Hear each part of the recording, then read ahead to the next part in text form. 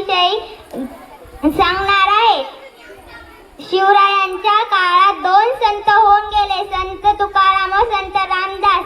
संत तुकाराम पुण्याजवळ देऊळगावचे होते. त्यांच्या घरी शेतीभाती होती. त्यांचे किराणा मालाचे दुकानही होते. संत तुकारामांनी आपले कर्ज खाते इंद्रायणी नदीमध्ये बुडवली.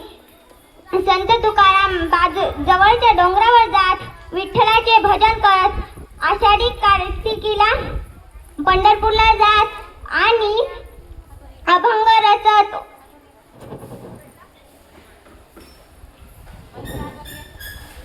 त्यांनी लोकांना दया, क्षमा, शांती यांची शिकवण दिली.